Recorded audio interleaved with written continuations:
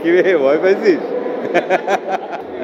অনেক ভালো লাগছে। একটা হচ্ছে মনোগামীর জন্যে মুস্তাফা ফারুকী ভাইয়ের এটা ডিরেকশন ছিল, চরকির ওয়েব ফিল্ম মনোগামী, সেটার জন্য পেয়েছি। আর আরেকটা হচ্ছে তুফান সিনেমাতে, ফিল্মে আর কি, রায়হান রাফির তুফান ফিল্মে অভিনয়ের জন্য।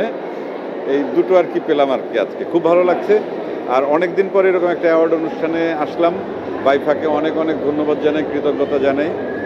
আর আমাদের হাতে পুরস্কার দেওয়া মানে কি, যে কোনো শিল্পীর হাতে পুরস্কার মানে পাওয়া মানে হচ্ছে যে তার দায়িত্ববোধটা বেড়ে যাওয়া, তাকে উৎসাহিত করা। তা আমি সেটা সবসময়, আমার কাছে ছোট বড় আলাদা করে কোনো পুরস্কার নেই, সব পুরস্কারই আমার কাছে সমান। এবং প্রত্যেকবারই যখনই পুরস্কার পাই, সবচেয়ে বড় পুরস্কার মানুষের ভালোবাসা, দর্শকের ভালোবাসা, সেটা জানি।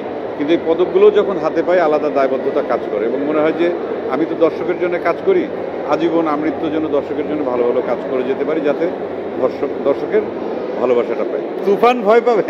না না না না, কিরে ভয় পাইছিস? না, ভয় পাচ্ছি না, ভালো লাগলো, অনেক অনেক ভালো লাগলো। আর অনেকদিন পর আমাদের এই প্রিয় সাংবাদিক ভাইদের সঙ্গে একসঙ্গে দেখা হলো। কয়েকদিন আগে আমাদের উৎসবের ঘোষণা অনুষ্ঠানেও সবাই ছিলেন, খুব ভালো লাগলো। এলএমই সার্টিফাইড বিশ্বসেরা কপারে তৈরি ওয়ালটন কেবলস, যা আপনার স্থাপনাকে রাখবে সব সময় নিরাপদ। ওই যে বললাম, আমি এর আগের দিনও বলেছিলাম যে তুফান লাস্ট সিনেমা ছিল আমার।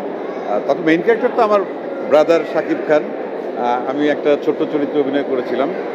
সবসময় একটু ডিফারেন্ট ডিফারেন্ট ক্যারেক্টারে অভিনয় করতে চাই। আর এত বছর ধরে কাজ করছি, দর্শকের তো আসলে আমাদের চেহারাও দেখার কথা না, এটাই সত্যি স্বাভাবিক, যদি আমি আমার নিজেকে নতুনভাবে দর্শকের সামনে হাজির করতে না পারি।